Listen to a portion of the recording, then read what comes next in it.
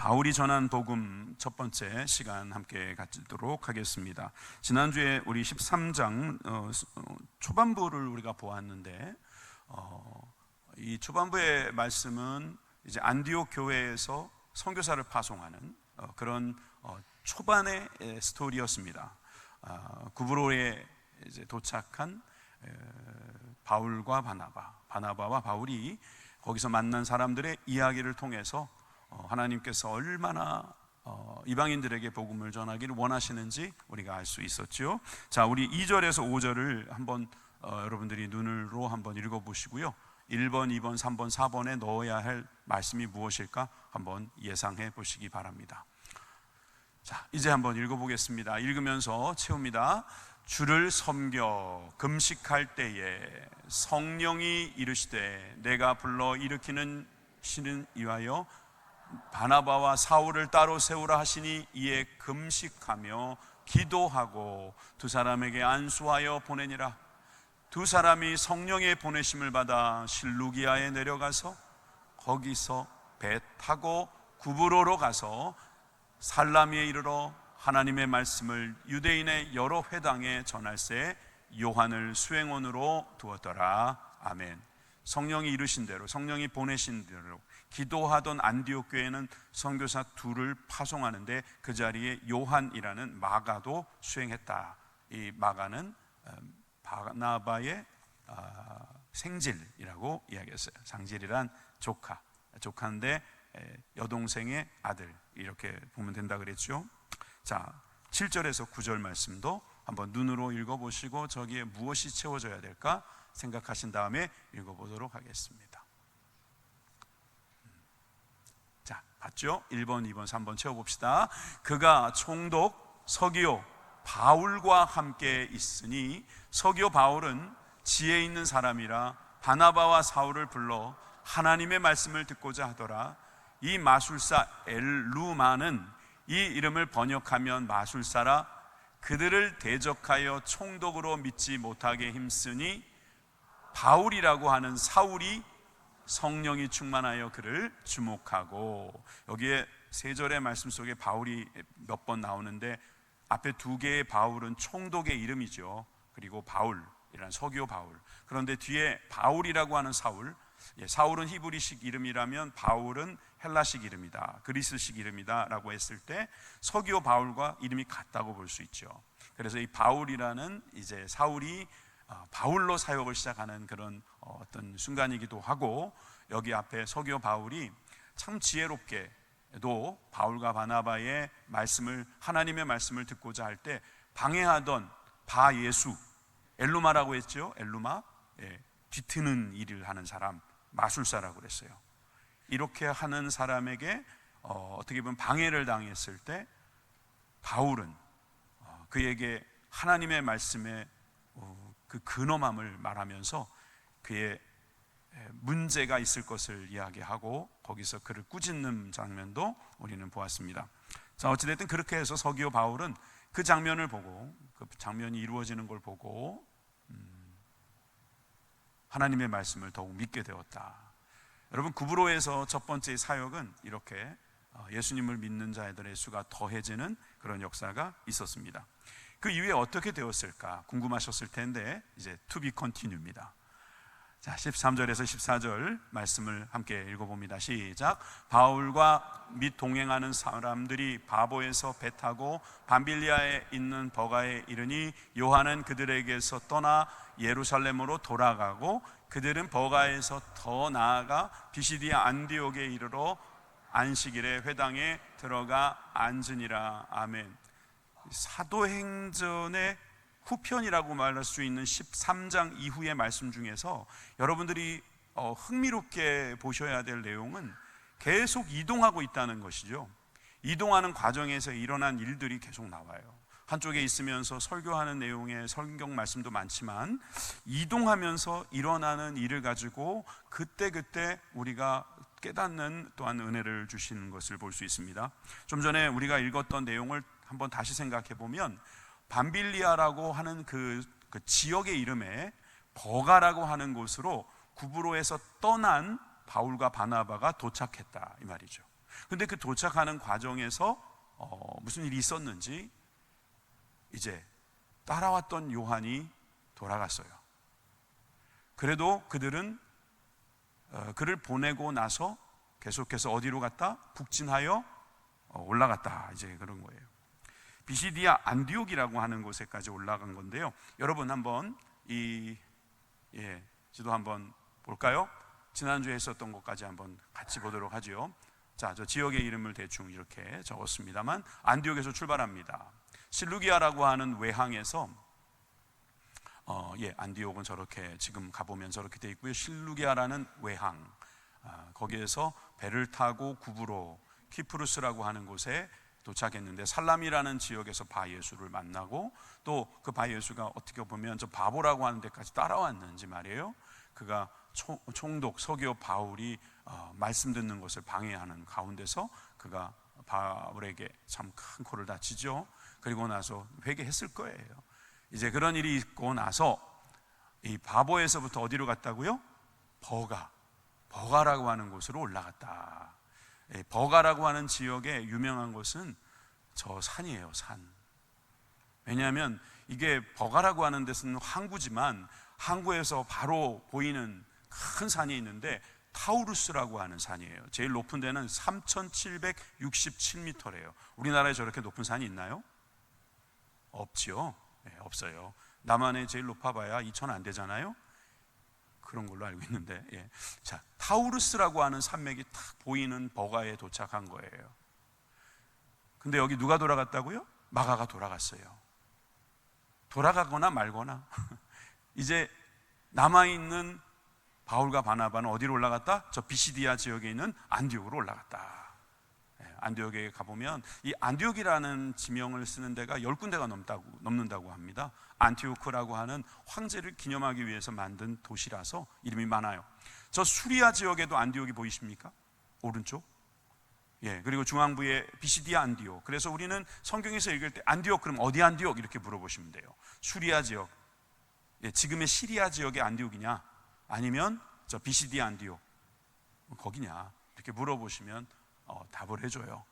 비시디아 안디옥에 지금 사도 바울이 도착을 했습니다.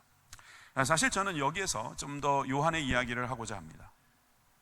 요한이 왜 돌아갔을까? 여러 추측이 난무합니다만 모음이 한 두세 가지 됩니다. 그 예루살렘의 도련님 이 요한 고생을 안 해봤습니다. 어머니 고향이 구브로니까 거기까지는 따라왔는데 이제 거기서 버가라고 하는 데까지 오면서 무슨 일이 있었던 게 틀림이 없습니다. 그러니까 이제 거기서 힘을 뺀 거예요. 내가 외삼촌 한번 도와드리자, 아니면 외삼촌께 배워보자. 그도 믿음이 있었기에 자기 집에서 성령의 큰 역사를 그는 보았기 때문에 믿음이 들어갔어요. 틀림없이. 그래서 한번 선교하려고 쫓아왔는데 아마 바보에서 버가로 가는 이 뱃길에서 바울이 병이 나지 않았나 싶습니다.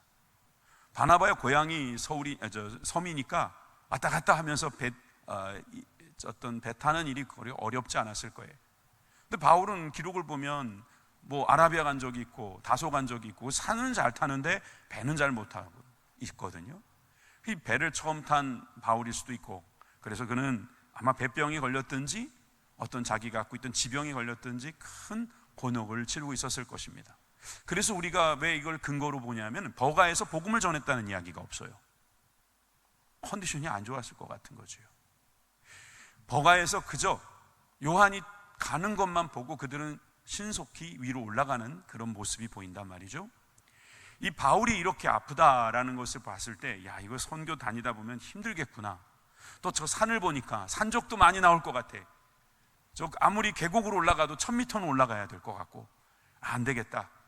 다음에 와야겠다. 그리고 그는 배를 타고 다시 예루살렘으로 돌아갔다. 그런 이야기가 되는 겁니다. 우리가 어떤 일을 하다 보면 중간에 포기하는 사람들이 많습니다. 사실 실망스러울 수 있습니다. 바울도 사실 이 마가 때문에 상처를 받은 게 틀림없습니다. 사도행전 15장에 보면 2차 선교 여행을 떠날 때 이 마가의 문제가 이슈가 되었습니다. 마가 이슈라고 해야 되겠죠. 요한 이슈. 자, 사도행전 15장 38절에 39절 말씀에 보면 바울은 밤빌리아에서 자기를 떠나 함께 일하러 가지 아니한 자를 데리고 가는 것이 옳지 않다 하여. 자기를 떠나 함께 일하러 가지 아니한 자 누굽니까? 예, 마가 요한이겠죠. 그를 데리고 가지 맙시다 그랬는데 바나바는 아니다, 그 친구가 이제는 괜찮으니까 데려가자. 그러다가 서로 심히 다투어 피차 갈라서니 바나바는 마가를 데리고 배를 타고 구브로로 갔어요. 그리고 바울은 다소로 올라가서 선교 여행을 계속하게 되는 거죠. 마가하고 헤어졌어요. 사실 그것 때문에 바나바하고도 헤어졌어요. 바나바가 누굽니까? 바울이 있게 한 사람이에요. 여러분이 이런 어떤 소동이 벌어지면 다들 낙심할 수 있는데, 그래도 감사한 것은요, 두 사람은 각자의 길을 또 찾아갑니다. 구브로가도 복음화되었겠지요. 또 바울은 또 다른 바나바와 어떤 역할을 교대한 다른 분이 또 도와주게 되죠. 그때부터 누가가 등장하기도 합니다. 사실 여러분들은 마가를 보면서 안타까울 겁니다. 우리 주변에 마가가 많거든요. 약한 사람이 많아요. 중간에 포기하고 싶은 사람이 다름 아닌 나일 수도 있고요. 이렇게 되면 얼마나 비극이 되겠습니까? 그래서 성경은요, 마가의 이야기를 그 다음에도 자꾸 보여줘요. 베드로전서 5장 13절, 갑자기 베드로가 등장하고 베드로는 내 아들 마가라고 이야기를 합니다. 마가가 예루살렘에 돌아와서 예루살렘 교회에서 일을 잘한 것 같아요. 내가 선교회는 중간에 중단하는 일을 벌이고, 또 사실 여러 가지 안 좋은 일도 있었지만 두 분이 싸우게 만든 장본인이니까. 그런데도 그 이후에 그가 얼마나 잘했는지 내 아들 마가라고 베드로가 인정했습니다. 베드로도 그랬지만 바울도 나중에는 이렇게 기록하고 있습니다. 디모데전서 4장 11절에 보니까 누가만 나와 함께 있느니라, 내가 올 때에 마가를 데리고 오라, 그가 나의 일에 유익하니라. 유익한 마가가 되어서 나중에는 만나게 되었다. 그런 생각을 하셔도 좋겠습니다. 사실 저는 우리 중에 또 내가 본인이 마가의 일을 할 수도 있겠구나 하는 생각을 가지게 되는데, 우리가 어떠한 상황에서 너무 속히 판단하지 말고, 또 그로 인하여서 어떤 일이 벌어진다 할지라도 우리가 소망을 가지고 기회를 다시 주고, 여러분 그러는 것이 선교의 모습인 줄 믿습니다. 고넬료를 이방인으로 보면서 그가 구원받지 못할 거라는 속단을 내렸다면 여러분 베드로가 그에게 가서 복음 전하지 못했을 거예요. 그가 그럴 줄 알고 성령님께서 그에게 역사하셔서 편견을 깨게 하시잖아요. 선입견을 깨게 하시잖아요. 선교는, 전도는 거기서부터 시작되는 것입니다. 저 사람은 예수님 안 믿을 것 같아. 아니요, 그건 여러분 생각이죠. 하나님 생각이 어떠실지 여러분들이 한번 해보시기를 바랍니다. 알아보시기를 바랍니다. 그 가운데에는 마가처럼 유익한 사람, 사도의 아들이 되는 양아들이라는 느낌으로 사는 그런 사람도 나올 수 있다. 자, 저는 이렇게 오늘 말씀의 서두를 조금 거창하게 시작했습니다. 그런데 오늘 말씀의 제목과 같이 비시디아 안디옥에서 복음을 전한 바울의 설교가 오늘 설교의 주가 될 것입니다. 우선 두 가지로 나누어 보면 좋겠습니다. 첫째는 하나님을 경외하는 자에게 보내주신 구원의 말씀, 좀 길지만 이 구원에 대한 말씀이에요. 구원의 말씀이 누구냐, 무엇이냐, 이 얘기를 우리가 하고자 하는 것입니다. 여기가 비시디아 안디옥이라고 말씀을 드렸어요. 이번에 성지순례 가시는 분 8일째 되는 날 여길 갑니다. 제가 앞으로 성지순례 떠나기 전까지 한 5번 정도는 여러분들이 가는 곳에 이야기를 하게 될 것 같아요. 제가 왜 여기다 공을 들이냐면 여러분들이 성경을 그냥 신화로 보지 않기를 바라고, 옛날 이야기로 보지 않기를 바라고, 그리고 여러분들이 말씀 앞에 더 흥미를 가지고 더 재미를 가지고 더 의미를 알 수 있는 그런 순간들이 오기를 바랍니다. 그러니까 안 가시는 분들 이걸로 보시면 또 돼요. 이걸로 보셔도 돼요. 비시디아 안디옥에 가면 저런 모습들이 다 있어요. 근데 여러분 그 8일째 비시디아 안디옥에 가면 어디를 꼭 가셔야 되면, 저게 봤을 때 회당 자리로 보이는 저 자리에 가서 여러분들이 사도행전 13장 13절에서 52절을 읽으셔야 합니다. 왜냐하면 저기서 바울이 설교를 했단 말이에요. 저 자리에서 우리 그렇게 보거든요. 저도 사실 성지순례 갔을 때 목회자들하고 가니까 저걸 안 읽으시더라고. 그냥 우리들끼리 저 사도행전 13장의 말씀 여기서 읽었겠지? 그러면서 웃고 그냥 나왔습니다. 그러지 마시고 여러분들은 아마 제니트 목사님 가져가실 거죠? 네. 제니트 목사님 가운데 딱 서가지고요, 저기서 바울이 되시는 거예요. 그래서 저 말씀을 딱 읽고요, 여러분 그 자리에서 은혜 받으시기 바랍니다. 비시디 안디옥, 지금 저 안디옥에 간 이 바울 일행은 바나바죠. 바울과 바나바는 거기서 말씀을 전하기 시작합니다. 15절에서 16절입니다. 율법과 선지자의 글을 읽은 후에 회당장들이 사람을 보내어 물어 이르되, 여러분 지금 비시디 안디옥 회당에 들어가 있다고 했는데 거기에 있는 회당에 회당장들이라고 하는 거 보니까 복수잖아요. 회당을 한 군데만 가지 않은 것 같아요. 여러 회당들을 다니면서 그 회당장들이 사람들을 불어서 보내서 물어 이르되, 형제들아 만일 백성을 권할 말이 있거든 말하라. 바울이 일어나 손짓하며 말하되, 이스라엘 사람들과 및 하나님을 경외하는 사람들아 들으라. 쉐마 들으라. 이제 들어야 될 말씀을 누구에게 말하냐면 이스라엘 사람들, 유대인이겠죠. 그리고 경외하는 사람들, 하나님을 경외하는 사람들입니다. 이들에게 권할 말, 이 말씀을 전할 기회가 온 것입니다. 비시디 안디옥에서 회당에 들어갔고 거기에서 만난 사람들은 대부분 유대인들이에요. 디아스포라 되어 있는 헬락의 유대인들이라고 볼 수 있어요. 여러분, 이들에게 복음을 증거할 때 바울은 전략을 분명히 합니다. 그들이 성경을 알고 있다는 것을 전제하는 것으로 보입니다. 사실 오늘 이 설교의 결론은 이렇습니다. 결론부터 먼저 볼게요. 40절에서 41절입니다. 함께 읽습니다. 시작. 그런즉 너희는 선지자들을 통하여 말씀하신 것이 너희에게 미칠까 삼가하라. 일러스되 보라, 멸시하는 자들아 너희는 놀라고 멸망하라. 내가 너희 때에 당하여 한 일을 행할 것이니 사람이 너희에게 일러줄지라도 도무지 믿지 못할 일이라 하였느니라 하니라. 아멘. 충격적인 결론이죠. 복음, 좋은 말씀인데 이 말씀을 듣는 자에게 저런 말을 쓰기 쉽겠습니까? 보라, 멸시하는 사람들아 너희는 놀라고 멸망하라. 이 말씀이 사실 결론이라고 말씀드린 바와 같이 이 사이에 이 말씀을 들어야 할 충분한 이유를 그가 설명을 합니다. 제가 두 가지로 말씀을 드린다고 했는데, 이 역사적 계획적이신 하나님의 섭리적인 말씀을 바울이 증거합니다. 바울은 그전에도 다메섹에서 예수님을 만나고 눈이 어두워졌지만 다시 눈을 뜬 이후에는 복음을 전했다고 했어요.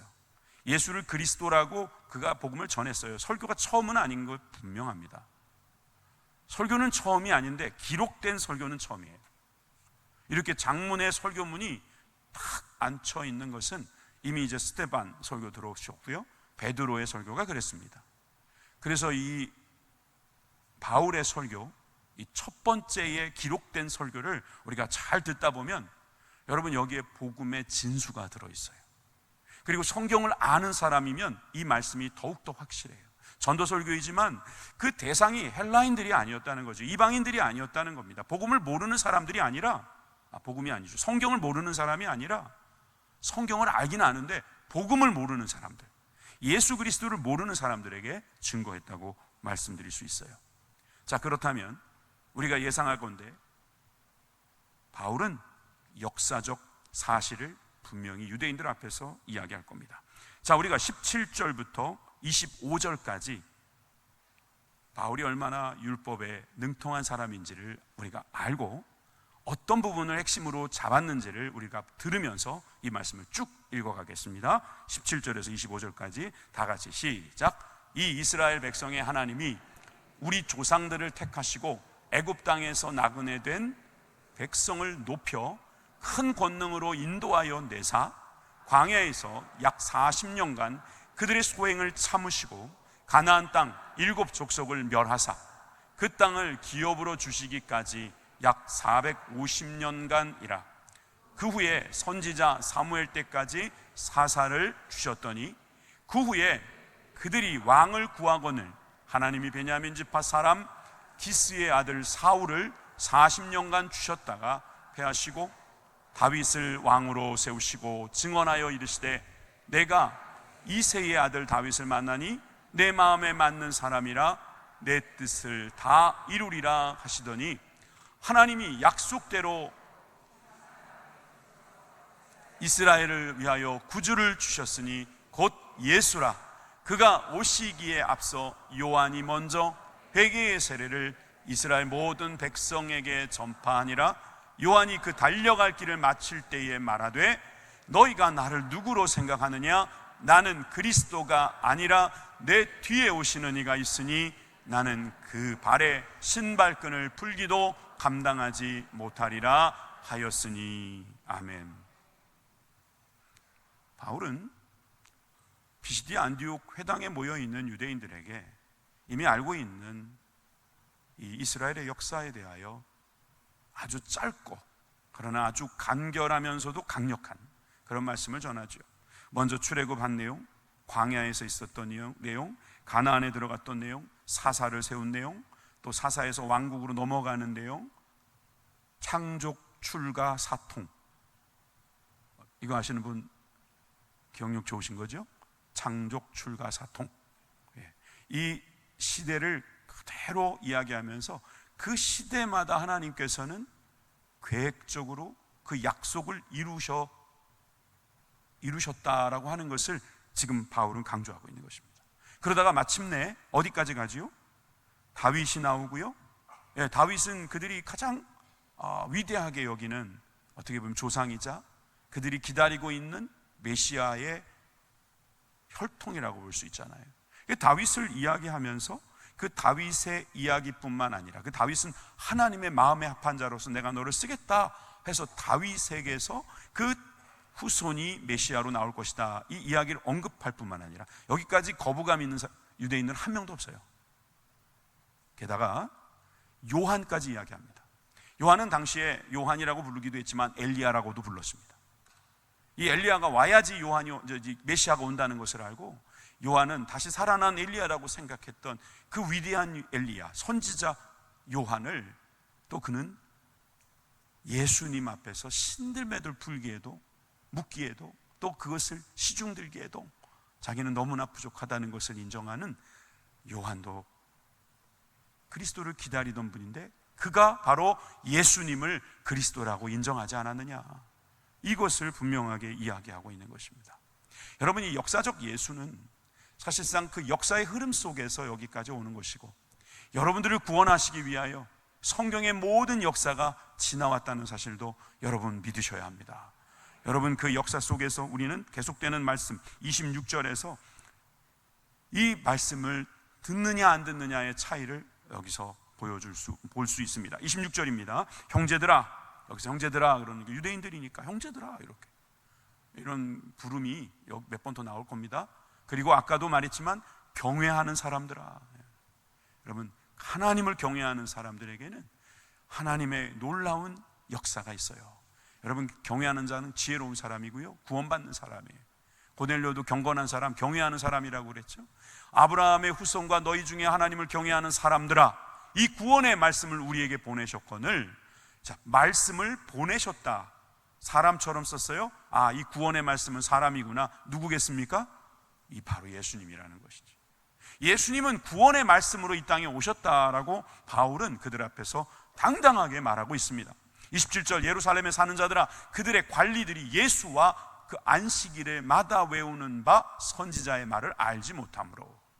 자, 27절을 다시 보시면 예루살렘에 사는 많은 사람들과 또 그들의 관리, 종교 지도자들이 예수님을 알지 못했다 이 말입니다. 안식일마다 외우고 있는 선지자들의 말을 알지 못했다 이 말입니다. 그래서 예수님을 모르고 그 말씀을, 선지자들의 예언서의 말씀을 모르다 보니까 예수를 정죄했고 선지자들의 말이 결국 실현이 되어버렸다는 거죠. 예수님을 죽일 것이다 라고 했던 그 말씀이 이루어져 버린 거예요. 예수님을 알았다면, 선지자의 말을 제대로 알았다면 그들은 예수님을 왔을 때 죽이지 않았을 것이고 그를 이스라엘의 왕으로 섬겨서 구원의 날이 속히 이르렀을 것이다, 얼마든지 말할 수 있는 그 일이 그들이 몰랐고 또 그들이 깨닫지, 반기지 못했을 때 결국 말씀이 그대로 응하였다. 참, 이것을 가리켜 우리는 섭리라고밖에 말할 수 없어요. 만약에 그들이 응했다면 어떡하지? 역사에 만약이라는 것은 없는데 그들이 응하지 않을 것이라고 했던 그 예언이 그대로 이루어진 거예요.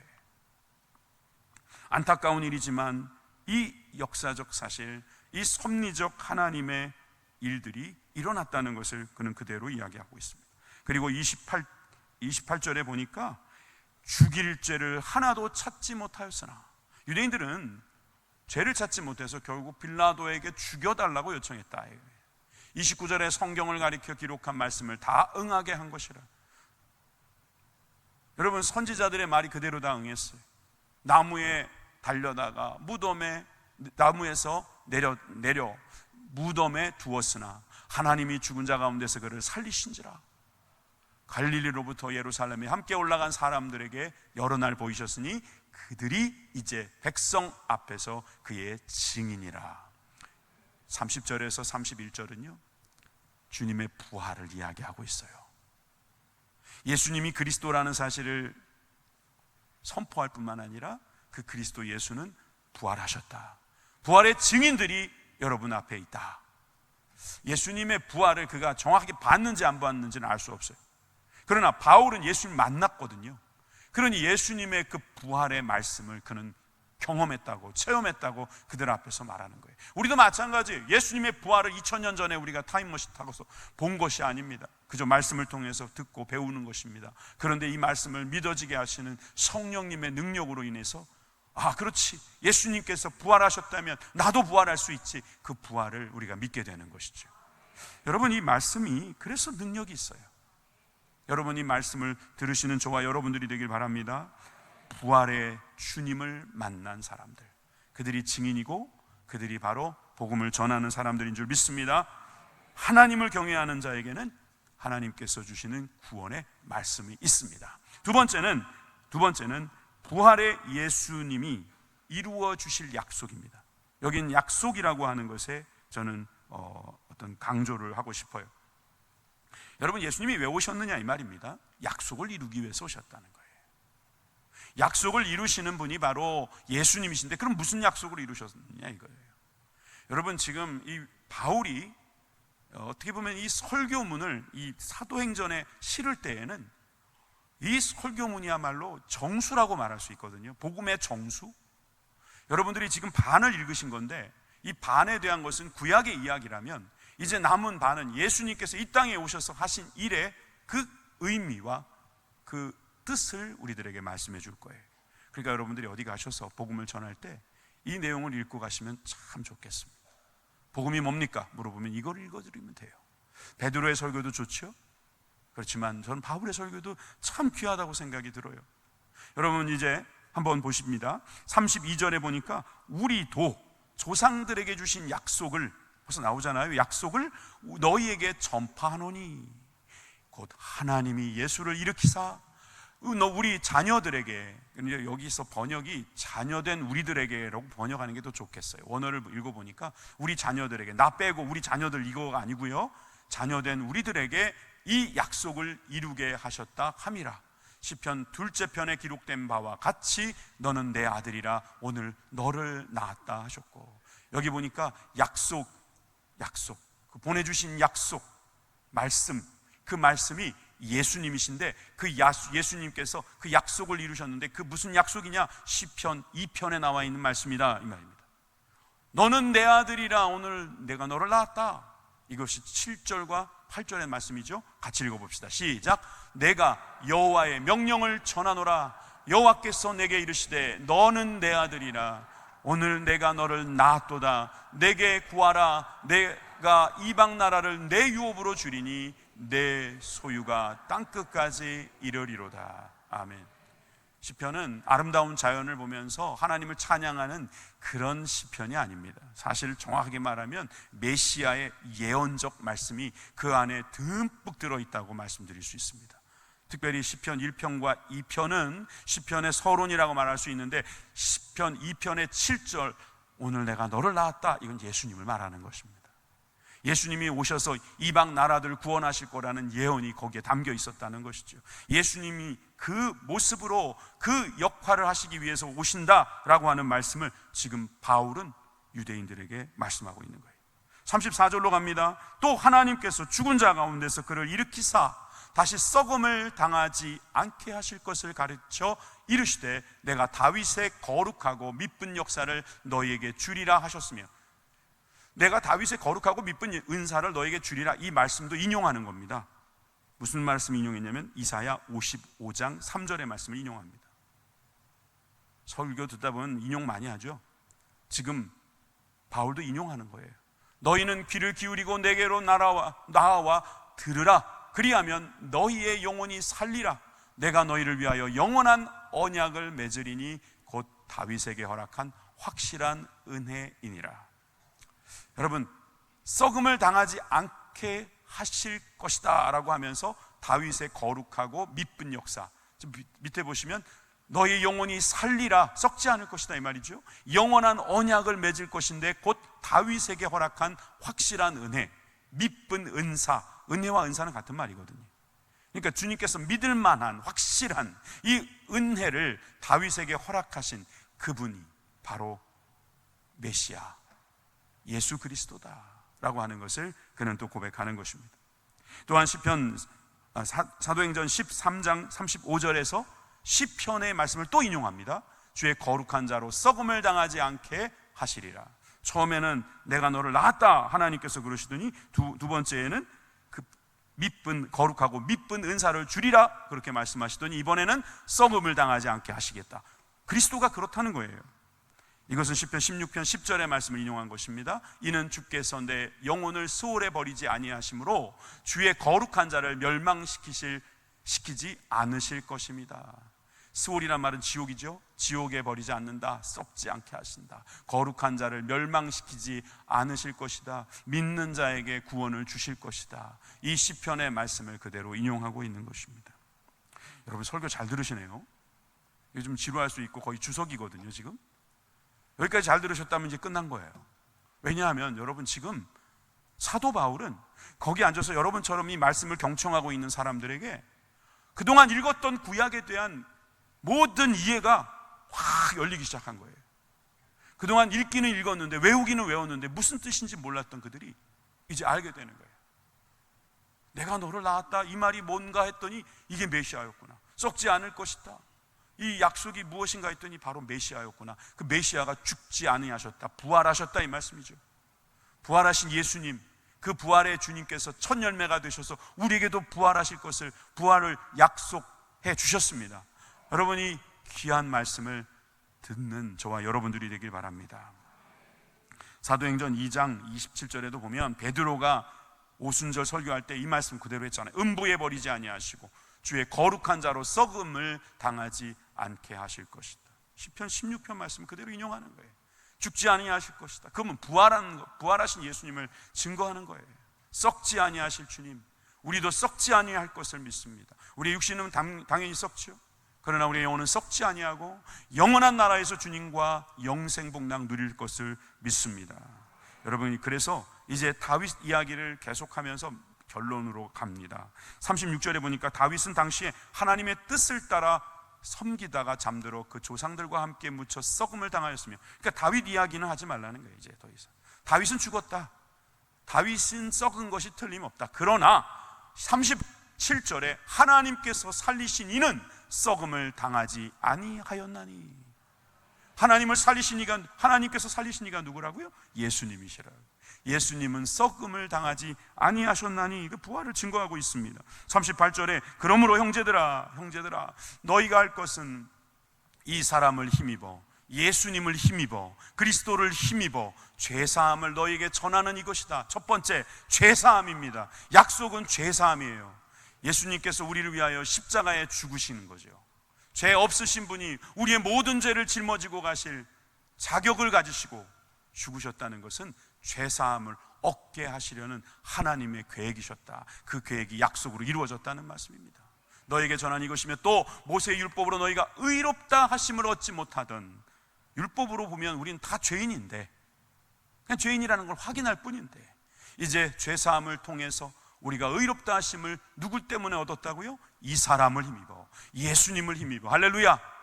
여러분, 우리는 예수님을 힘입어 살아가는 사람이라는 거예요. 예수님을 힘입어 죄사함을 얻고 예수님을 힘입어 의롭다 하심을 힘입어 믿는 자마다, 거룩한 자마다, 하나님을 경외하는 자마다 의롭다 하심을 얻는 이것이라. 저는 여러분들이 아멘 하신 것과 같이 예수님께서 죽으시고 부활하신 이유가 바로 저의 죄 때문이고, 그리고 그 부활과 그 주님의 은혜가 나에게 있다는 것을 믿는 자마다 하나님을 두려워하는 자임을 믿습니다. 예수님을 믿은 다음에도 죄를 짓는 사람들이 있어요.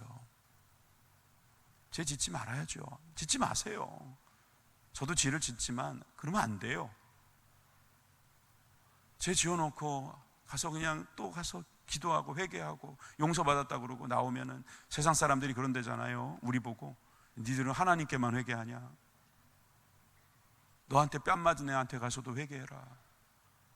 너가 손에 입힌 사람한테도 회개해라. 사실 이 레마가 둘이면 딜레마거든요. D가 이란 뜻이고 레마, 딜레마, 이 딜레마거든요. 딜레마 비슷한 거 하나 말씀드려 볼까요? 어떤 여자분이 어떤 책에다가 기록한 건데요,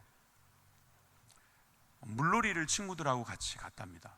근데 그러지 말았어야 되는데 깊은 데를 들어간 거예요. 근데 이 친구가 자기도 수영을 못하는데 이 친구가 겨우겨우 어디 뭐 나무인가 어디 붙잡고 있었는데 이 친구가 자기 다리를 붙잡고 놔주지를 않더라는 거예요. 그러면 어떻게 될 것 같아요? 자기도 힘이 없으니까 자기도 놓치면 그 친구하고 같이 죽을 것 같은 거예요. 그래서 어떻게 했냐면 여러분 생각대로 그 친구를 그냥 빼버린 거예요. 힘을 줘서 이렇게 차버린 거예요. 나 죽을 것 같으니까. 그 어린 소녀가 죽기 싫어서 자기 붙잡고 있는 친구를 끝까지 못 붙잡아줬다는 것이 그냥 평생 그 마음속에 앙금이 돼가지고 그렇게 몸부림을 치고 있더라는 거예요. 자, 이제 다시 우리들의 현장으로 돌아와서 한번 생각해 봅시다. 이 해결 방법은 뭡니까? 만약에 그 친구의 어머니가 살아계시면 그 친구 어머니한테 가서 어머니, 제가요, 이 친구가 나를 의지해서 붙잡고 있었는데 제가 발로 차서 떨어졌어요. 나 때문에 죽었어요. 저를 용서해 주세요. 그렇게 해서 회개하는 것도 필요하죠. 돌아가셨으면 누구한테? 형제들한테. 형제가 없으면 누구한테? 또 만약에 있다고 해도, 자, 사실 그런 거 있어요. 자기가 살아야죠. 그 소녀는 죽기 싫었던 거예요. 이해할 수 없나요? 아니, 좀 이해해 줄 수도 있잖아요. 사실은 내가 그 죽은 딸의 어미가 돼서 생각하면 너무 괘씸하고 한심하고, 야, 너 말하지 마. 나한테 그런 거 말 안 했으면 더 좋았겠어. 그런 경우도 있단 말이에요. 이 세상에 그런 딜레마가 얼마나 많은데. 비슷한 얘기 또 하나 더 할 필요 없죠? 그래도 할게요. 결혼 전에 있었던 이야기 절대로 하지 마세요.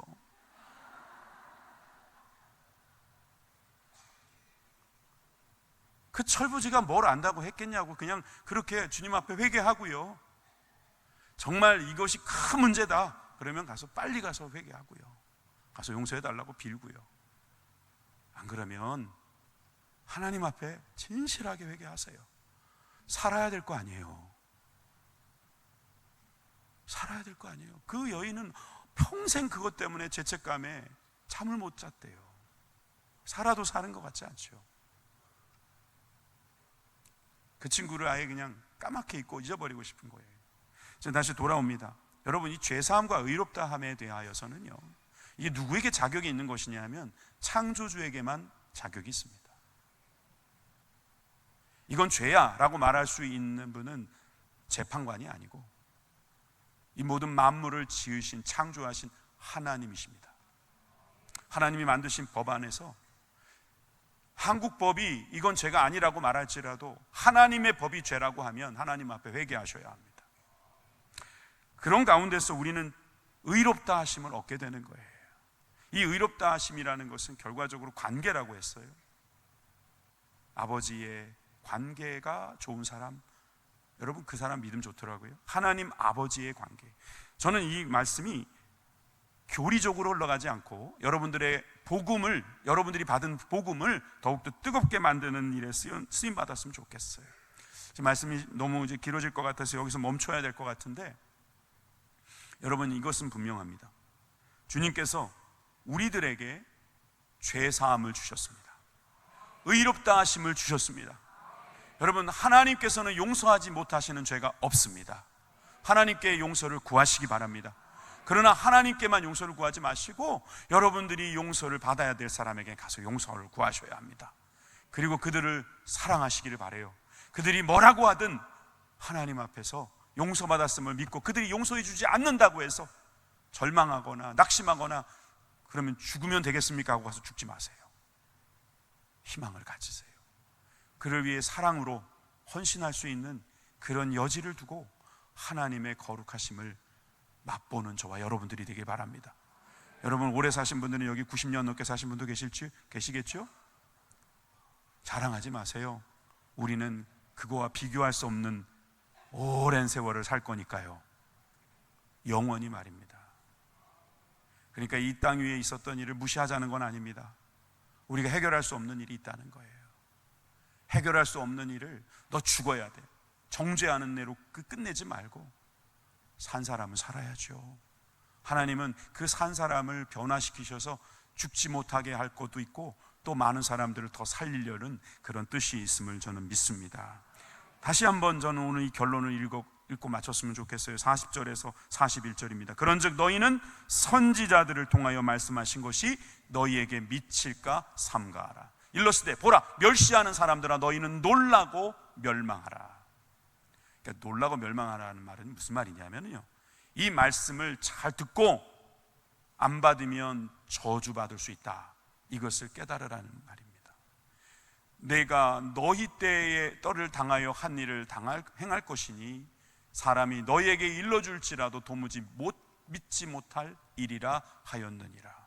여러분, 믿지 못한 사람들은 놀라고 멸망할 수밖에 없다는 것입니다.